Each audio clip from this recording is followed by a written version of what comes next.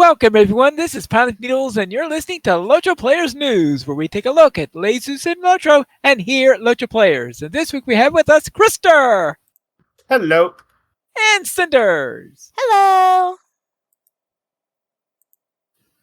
Cinders? Hello. Okay, hello.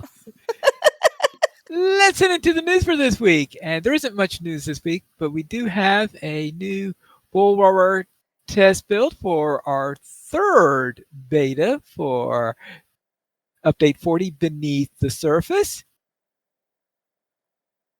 And in this one of special note, they actually had season 10 of the reward track on Bullroarer this time around. So they were testing that out, I guess getting feedback from that so they could have time to make any adjustments they need on that before it goes live. And they did make a note that Siege was turned off for this beta, so they wanted other things to be tested during that particular time period. But their class updates for this week were on the Mariner, the trait Relaxing Wind now displays the correct information on rank 1 of its tooltip. The trait Keen Sight now clarifies that it improves only your melee damage. The trait Rare Ingredients now displays the correct number of additional diseases cleansed per tier. The trait Test Defenses now more clearly states how many times its effects may tier up per trait rank, and the skill Rummage Scrap of Music now gains the bonus healing from the trait in Heartening Songs. And as for the Runekeeper, the trace-free self-motivation cooldown and power restore now correctly improves self-motivation power restore by 10%. It was only improving by 5% prior to this. As for our combat and monsters, Corsair Rat Keepers no longer summon wolves. Oh man. Now, do they summon rats instead, I would presume? Well, okay, now I don't want to get technical here, but aren't rats just really tiny wolves? If you think about it. Well, no, because wolves are carnivores while rats are rodents. Oh, fine, Pine Leaf. Use your logic and science. That'll be little wolves to me. All right, hang on. What? Rats are omnivores, so they could eat. Well, no. When I said carnivores in that case, I meant carnivore from the point of view of their class, of their family name, not from the point of view of what they eat. There are two definitions of carnivore. Okay. Yeah, and so I was saying carnivore meaning cats and dogs, the groups that have there and the relatives, as opposed to meaning specifically on the diet. All right. Sorry about the confusing wording I used there. Yeah. Maybe I should have said are members of the family carnivora instead. Sorry. I think it'd be really funny if instead of summoning wolves, though, they summoned some other sort of random creature besides a rat. Maybe they're all the flunkies, or they couldn't quite get it right. They're all the Rons from. Okay, so some random thing. We get this Ukrish coming up out of the ground. That would be funny that they're called the rat callers, but really these are the people that didn't quite. They graduated, but they didn't know what they were doing, so they lumped them all together. Yeah. Yeah. It'd be you really can summon funny. rabbits. Okay, you go over there. It'd be really funny if it was on like an RNG, so you never knew what you were going to get necessarily, and like they would all do the same thing, but it could pull any kind of a random creature. So maybe you'd be fighting, and all of a sudden, out of nowhere, here comes a lion that does whatever the rat would have done, but it's a lion. Oh, just having a Moomac show up randomly—that would be something. Draigoch. Draigoch just shows up. The rat keeper summons, and here's Draigoch. Whoa! That's a big rat. I mean, or one of those times it's randomly a hobbit. Yeah, aren't dragons just gigantic scaled rats? Now you are really pushing it. There's As got for to be a connection. there's got to be a connection. All right. As for instances and skirmishes, in the depths of Magda Corbo, corrected the tooltip description on B1 Jadazine's focused enemy effects. And that's it for the updates this week. So they are honing in closer and closer. There's a possibility of one more beta before the release. Since we are starting to get close to when I would expect the release to come out, because I would expect the release to come out around the same time that we are expecting to get the new season of the legendary items, and the new season of legendary items is scheduled for May 15th. So that's only 11 days away. We'll see how it goes. Got some Now, work to do. let's. I said I've got some work to do if I'm going to get all those rewards before they go away. Oh yeah. That's right. I did manage to finish that up last night. I think Congrats. I'm still in like level 20. Oh, double 20. Whoops. It's okay. Yeah, you need a little bit of work in order to get that. Maybe you can at least get to 25, so you can get the first of the quarter rewards that they have in there. That'd be nice. Yes.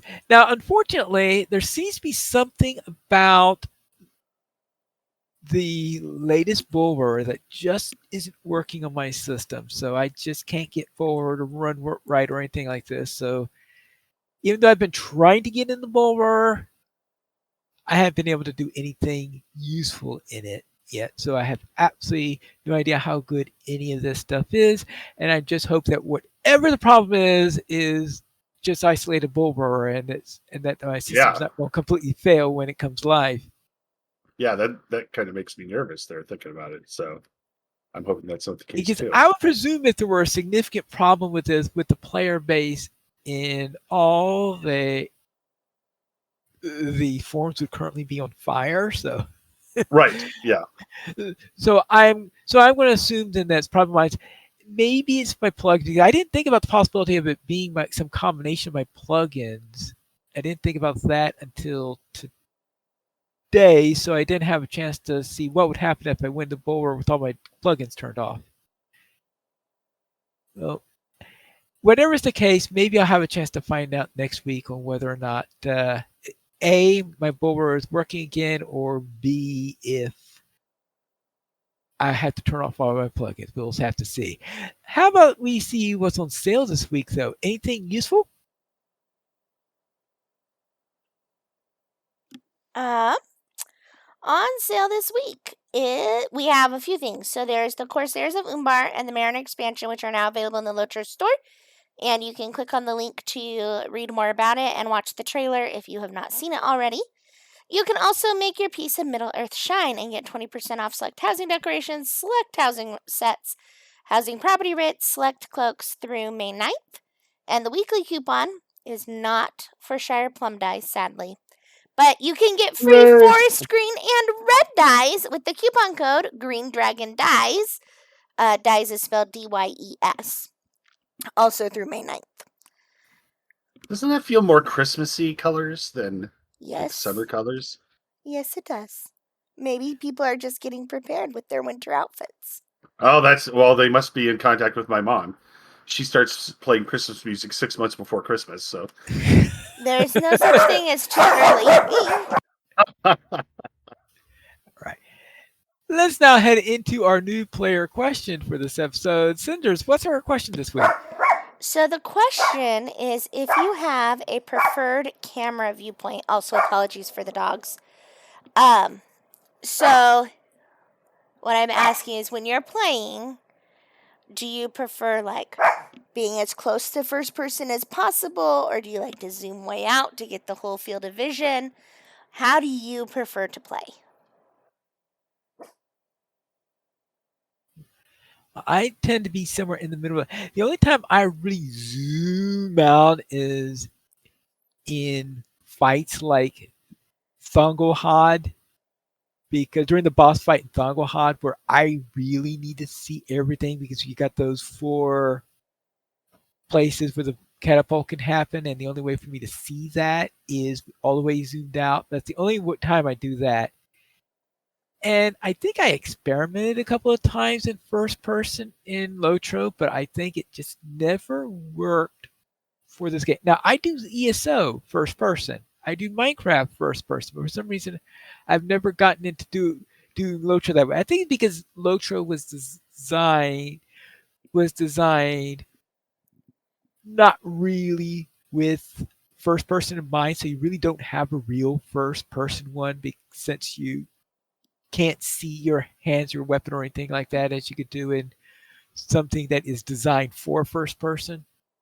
So I tend to see about a mid range in that, so I could see my character, see a little bit of the environments on it, but I don't want to be way out. I don't want my character to be this little speck that I say, hey, I have a character in there somewhere, don't I? What about you, Krister? Oh, it's third person all the way. First person, same thing. I just didn't feel it was kind of built for first person. And I'm constantly free looking everywhere all the time and zoomed out all the time. So, but that's been because I'm a tank. I am fully a tank. So when I'm tanking, I'm constantly roving all horizons everywhere, looking for trouble, looking for arrows flying from my raid's hobbits, or to pull something, or somebody running off where they shouldn't. The eyes. So yeah, what I've always found funny about third person though is that when you're behind your character, it's so funny that you can't see the one area where you would see it if you were the person, if you were in first person, So if something was standing right in front of me and was smaller than me, I couldn't see it. You know what I mean? Right. Yeah. But yeah, third person is always the best for me for these types of games, and the driving games too, because you just it just having that extra peripheral vision, I guess, is feels almost vital. And then just getting used to being able to just free mouse look everywhere. Typically you guys might be shocked.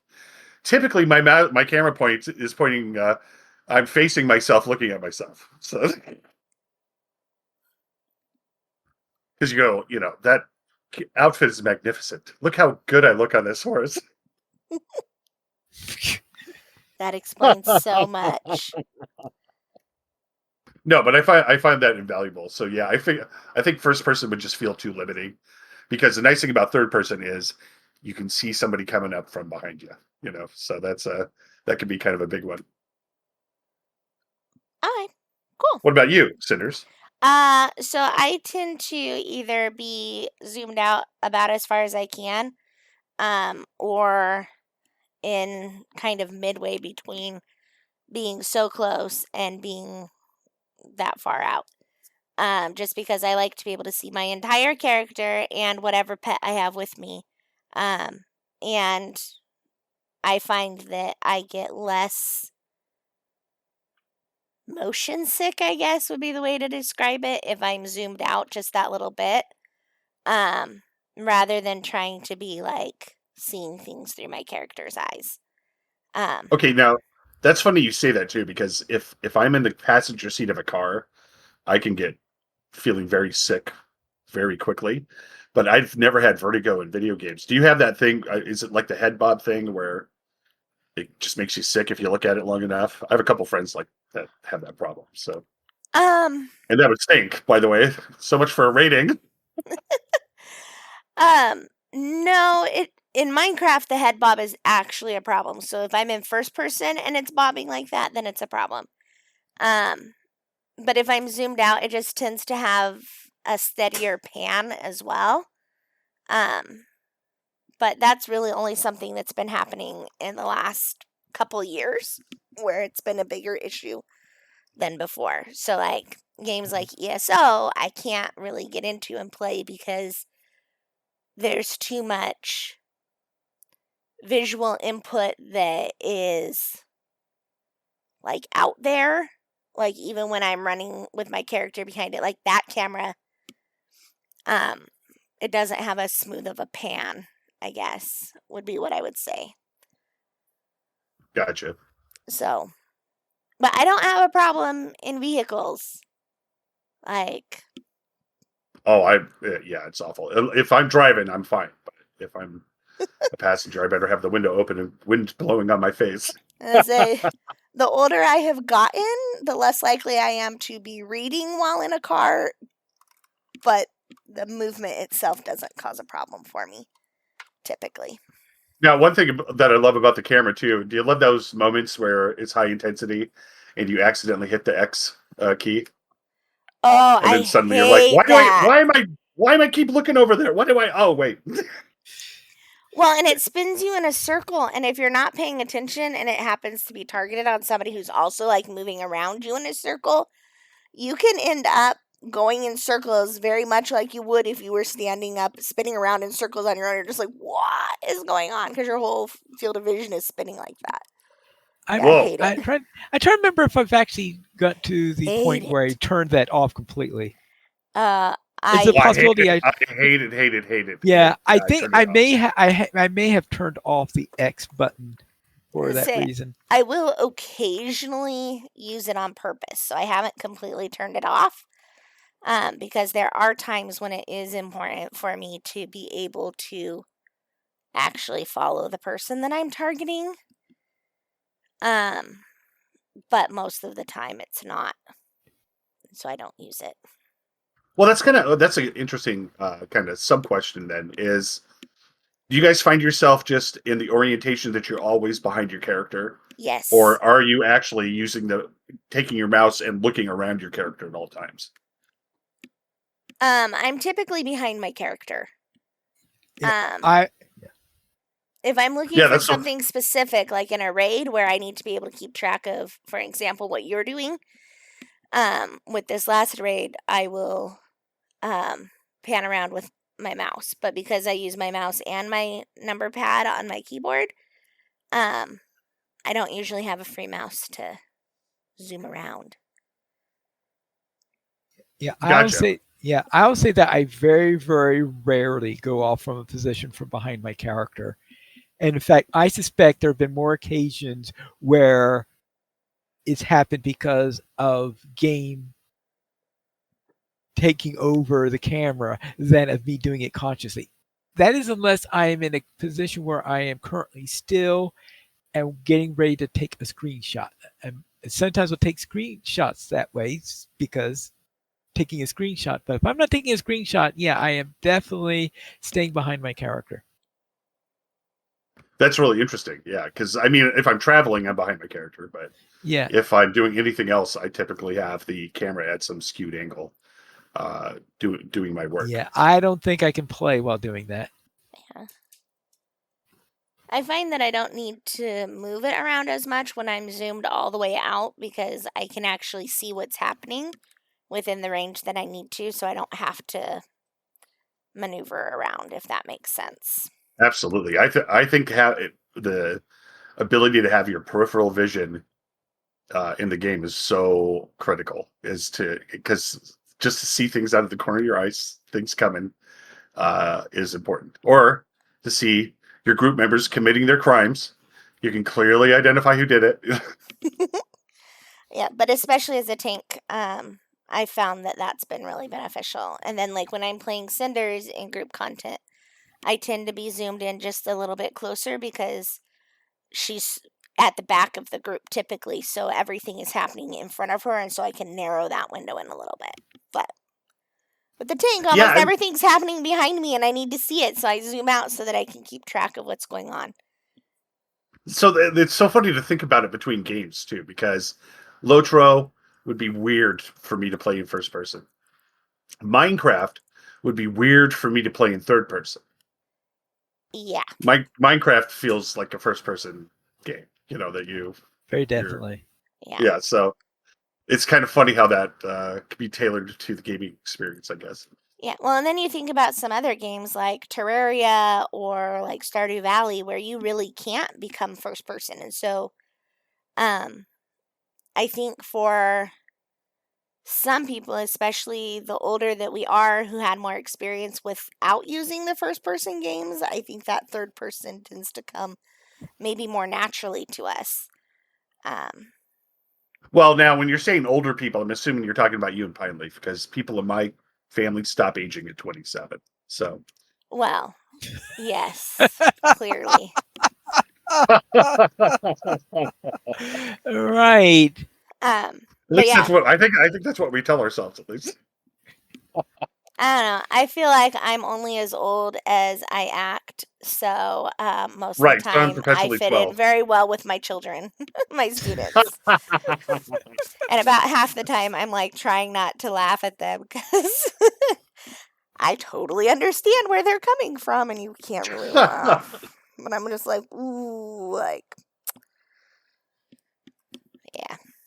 But also looking around too, it's there's a lot of wonderful, beautiful places to look around in as you're traveling across Middle Earth as well. So it's Oh, nice to be yeah. able to pan the camera. And that newer content areas like in Umbar, I have loved being able to zoom in on the detail work that they did to really give you the feeling that you're looking at an actual mosaic and stuff like that. Oh, that's been so much fun. I have enjoyed that. All right. So, what prompted this question? So, Sans and I were having a discussion about Pine Leaf's gaming and what his preferred viewpoint would be for a camera, and if that might possibly be part of why um, you tend to get a little squeaky when you're in the middle of a combat situation. And my theory was that you tend to play closer to that first person, and so you really, especially on your hobbits, like it's always right up in your face. Right? The combat is just right there, which makes it so much more intense than when you're backed out and kind of above and behind looking down on it. Oh heck yeah! It's like I'm watching television.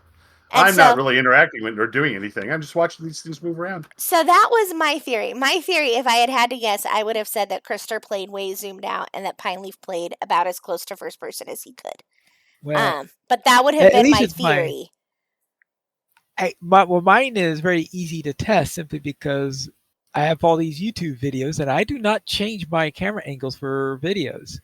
I did not look at the YouTube videos because I did not want to change my idea before I actually had a Okay. chance to ask you. All right.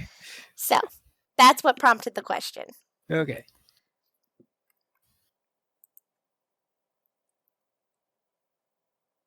All right. Anything else to add on this matter before we continue? I feel I've covered it pretty thoroughly, and from my viewpoint. Then let's into our weekend gaming. Krister, what were you up to? Well, this was just a rough week all around. I had been working remotely, and now I had to return to the office. So adding the commute back in has made me realize the commute took up a definite chunk of the day every day, and it was really nice to have it go away. And now I'm feeling that's not really nice to have it back. But so as a result, my gaming was pretty limited this week. However, I got into Starship Evo and built some ships, and then I squished some bugs, and then I Now, when finished. you say squish some bugs, are you Yeah, talking about software type or are you talking about the type that try to attack you and eat your face? the eat your face ones Okay. in Helldivers too. So All right. the bugs are very. It's like it truly is like the movie Starship Troopers, just Okay. overwhelmed by swarms of bugs, and it's uh, very unpleasant most of the time endings. All And right. then I finished the Baldur's Gate storyline with my friends, so that was kind of cool. And then I'm looking forward to this week, everything calming down, and I get back into my gaming, and we'll have much richer gaming information next week. So, Cinders, what did you get up to? Well, first off, I'm going to wish you great luck with that. It might be a couple more weeks before things settle in Yeah, as much as you I like. know. So when I actually was around playing games, I spent quite a bit of time on Stardew Valley. I reached the bottom of the mine today, level 120.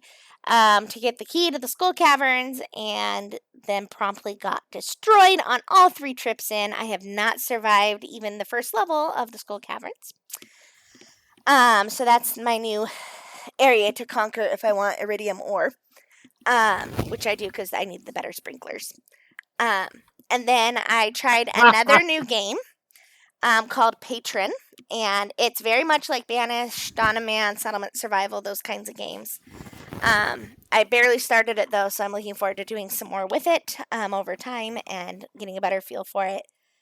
And then in LOTRO, I finished the epic story with Pine Leaf as far as it is Congrats. right now. The Songs of Waves and Wind. So Right. I still have multiple chapters prior to this, but this is done. So Yeah.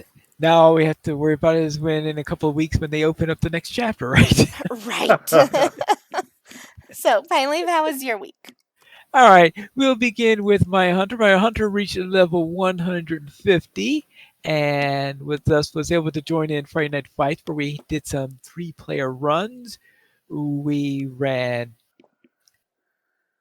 with a with a minstrel and 2 hunters. So a nice balanced group as you can see. All right. We ran the school. So we were able to do pretty well on that. That is until we came to the boss fight. We're in the boss fight. We decide, hey, I wonder if we could do the challenge. Just saying right now is that when your minstrel is tanking the boss or actually all the mobs in the room, and your 2 hunters are trying to keep these books from burning, it does not make a good result. So we eventually did it on the second attempt on that, but yeah, that was a little bit of a tricky thing in there. So we didn't get the challenge completed.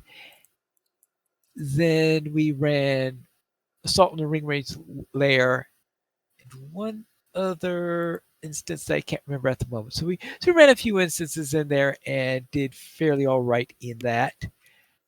And that helped me to finish up with the season on the season on the legendary item list. So okay, that season is done. So now ready to start on to the next one. Now my mariner, I trudged through the drown halt. So I did the entire drown halt on that. So in other words, doing all those quests that we had in there on top of the epic in there. So now it's time for me to get back over to the Haunted Inn so that we could continue on with the epic storyline. And also, various characters of mine have been working on their missions because I'm going through my characters on Landreval to see how many of them have done at least every mission once that is in there. And I found that a couple of the members in some positions on there that I was a bit surprised on. Like, for example, I had assumed that my warden had finished all the Elder Slade missions. Yeah, my warden finished it. The one on Crick Hollow finished it, not the No. not the one on Langeable. So I'm going back in trying to fill those in also, and also taking a few characters back to Swanfleet in order to do that. Now the tricky thing with Swanfleet is that at Swanfleet there is no deed for doing the missions, and as a result of that, it's hard for me to keep track of, all right, with all these missions done, what am I going to be? Oh, that if there's no deed for it, how am I supposed to know which missions I've completed? And so I was trying to worry about that, trying to figure out which ones are, how do I know this? Because I don't have this neat list that tells me on there. And I was thinking, am I going to just have to do every single one of these on these characters and then mark them down? But I eventually did find out that in the skirmish statistics page, they actually give you a list of all of the missions that you have completed and how many times you've done each mission. They don't give us a thorough set of statistics as they do at the skirmishes, but they do list every single one in there and how many times you have done it. And as a result of that, I was able to figure that out.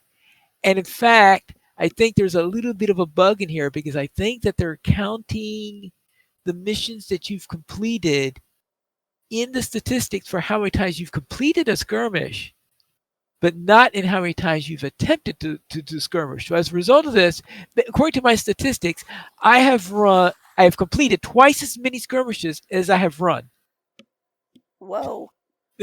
Yeah, but I think what happens is it's including the missions that you've completed in that list, and there's a little bit of a bug because it's adding one of the numbers in there, but not the other one in there. I bet you this is much more complicated. Pine Even- Leaf, yeah. I bet that your character has been caught in a series of Groundhog Day events where you don't remember it, but you actually completed twice as many missions. You just don't remember half of them because you were caught in some kind of loop. See, you had some moral quandary, like what was that, Quantum Leap? You had to figure something out. But that's insane. Yeah. So I'd love to understand the math behind that. So All right. Yes, as we have Groundhog Day on Beltane. what would it be? Not a shrew. What are those really ugly bears? Lathe Bear Day? Lath Bear Day. Lath Bear Day. Mhm. We do not have any emails this week, but if you like since when you can send it to podcast@loachplayers.com. The Players Alliance has 2 shows. On Saturdays at 8:30 p.m. US Eastern Time, we record Loach Players News and re-record DDO Players News when Drac is available. You can listen to our shows at loachplayers.com/live. And that's all for tonight. And this is Pipe Noodles reminding you to skirmish responsibly.